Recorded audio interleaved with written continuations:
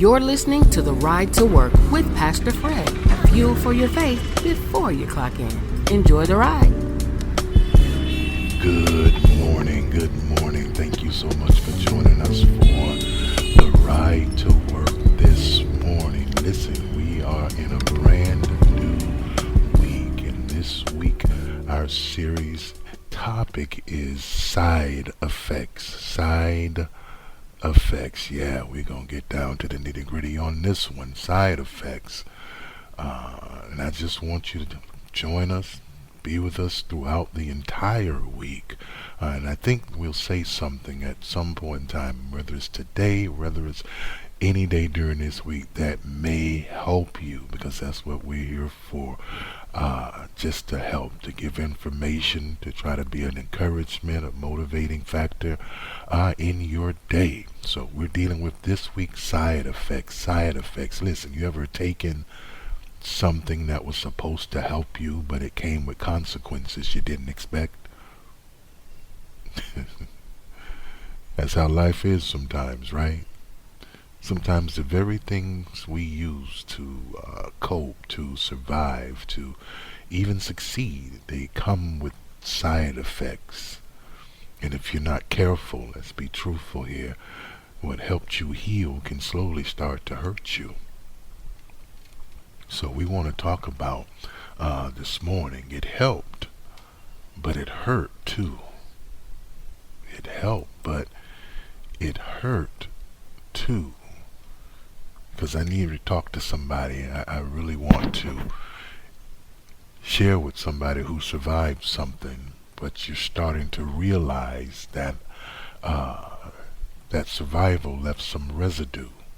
I mean, you made it through the breakup, you made it through the betrayal, you let's say you made it through the struggle, but now you're in a new season and something still ain't working right. I mean, you love God, but you don't trust people. I know I'm talking to somebody out there. You've grown, yes, you've matured to a certain extent, but you're still guarded in everything. You know you're blessed, you've been blessed, but you're still bracing for something bad to happen. And see, that's not failure. That's what I call what you call a system malfunction. Let's say it like that. And the truth is, some of the messages that helped you survive are now sabotaging how you actually live, because you don't understand that everything is not for permanent. Some things are just for a season. And what protected you in one season may start to malfunction in the next. So the first thing I need you to understand is what I call protective programming. Let's say it like that, protective programming. Your system was programmed to survive.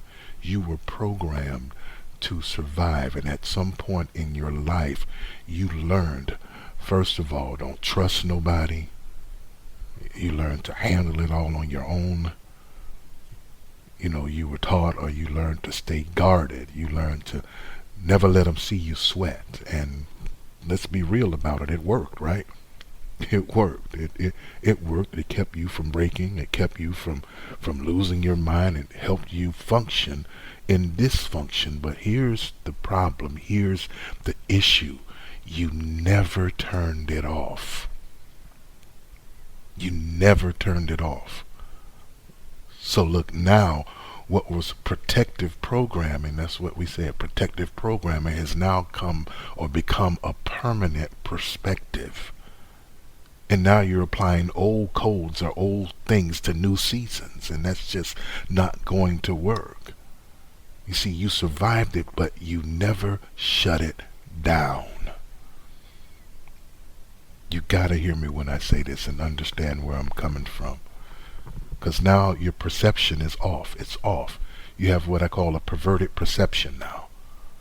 You're seeing danger where there is no danger. You're expecting betrayal where there is no betrayal. Ain't nobody even checking for you like that. You're reading motives that nobody even have. And why that's happening is because survival taught you to scan for threats, not to receive love. That's what it taught you. You know, it scanned for threats. You know, like in your computer, and when you have a virus protection system on it, and that thing pops up scanning for threats. Basically, before you go any further, before you start getting into anything important on your computer, it said, "Look, I'm scanning for threats to make sure that it's okay to proceed or to go forward."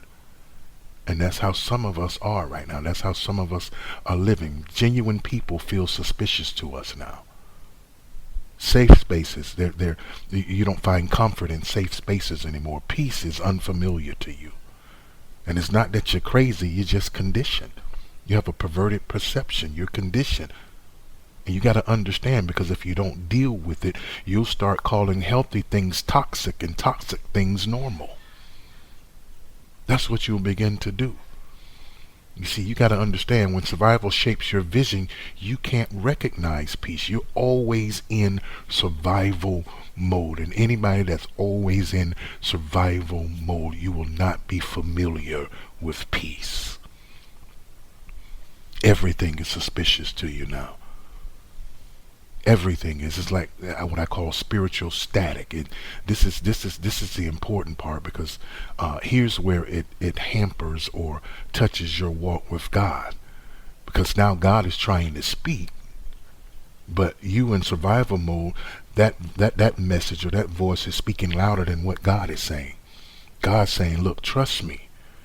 And I get it. He's saying, "Trust me." And he can be saying, "Trust you," in some of the most craziest of situations, but he's God. But your survival says, "Control everything." You got to be in control. God says, "Forgive." Your survival says, "Look, I ain't gonna never forget." Survival mode. You will never find peace always in survival mode. God says, "Look, I need you to be open. I need you to be open-minded." Your survival mode says, "Look, you better stay guarded."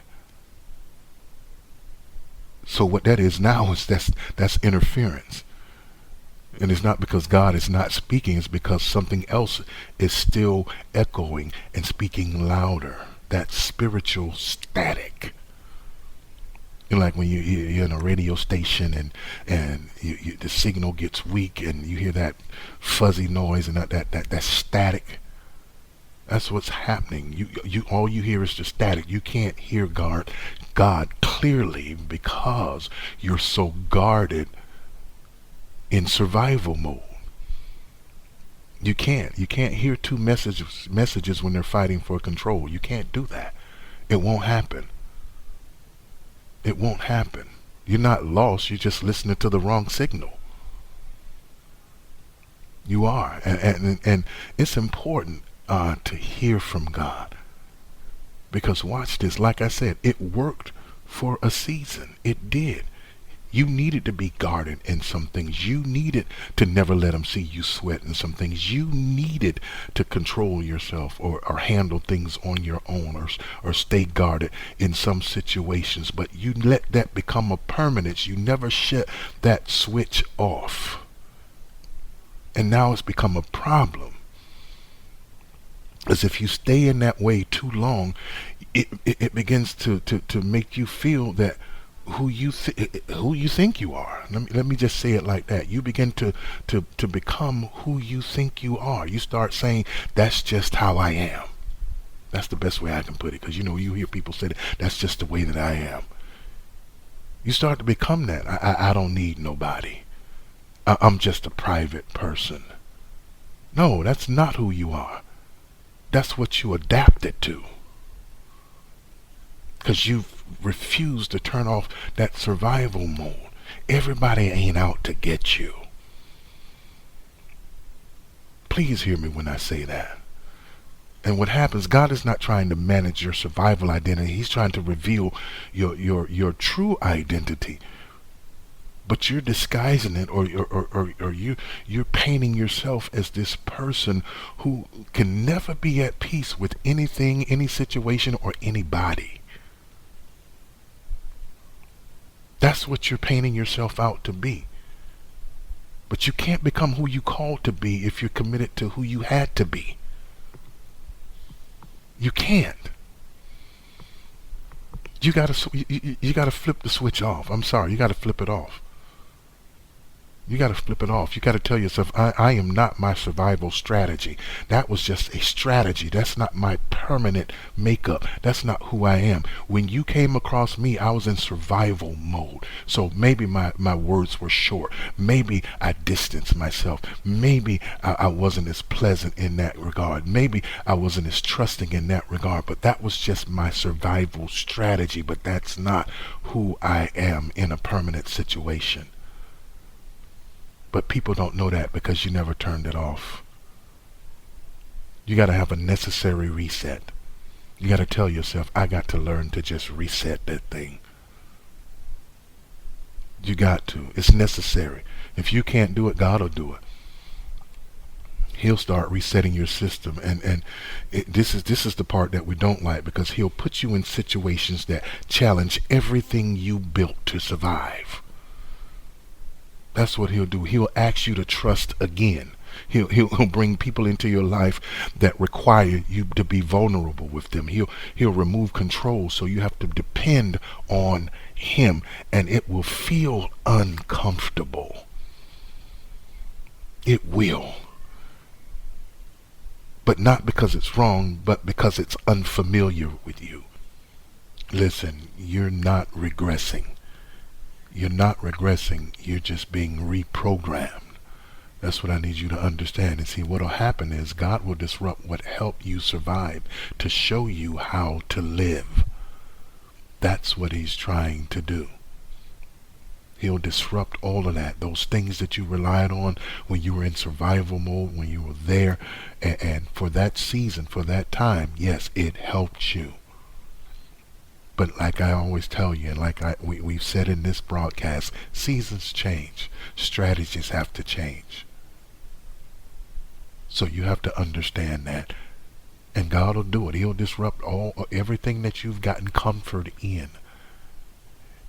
Everything that that's familiar to you. He'll bring about situations that will, like you know how we say, throw a monkey wrench in your program.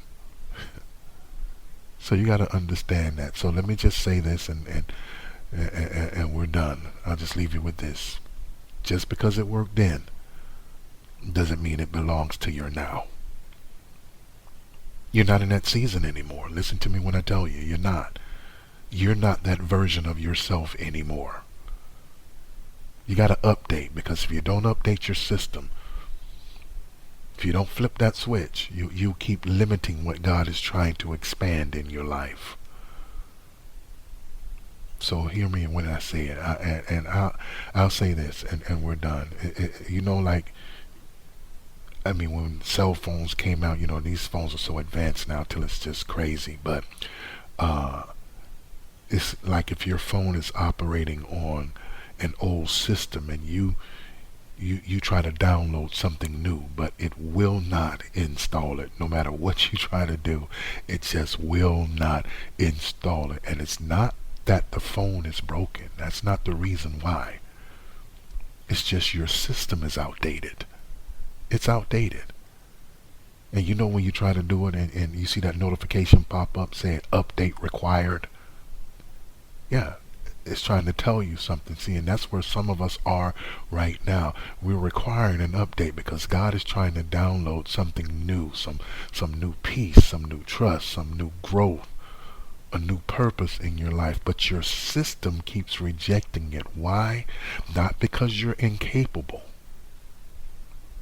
You just simply haven't updated, and you need to update. Listen, thank you so much for joining us for the ride today, and hopefully you join us all week for this series, Side Effects, because I do believe it'll help you. I believe that, and again, I always say that's what we're here for, to encourage, to motivate, to get you started on your work day. And listen, I'll just let's leave out on this note. And tell yourself, I refuse to live in survival mode when God has already secured my future. Why would I have to live in survival mode? My future is already secure. Thank you so much again. We'll be writing again in the morning. God bless.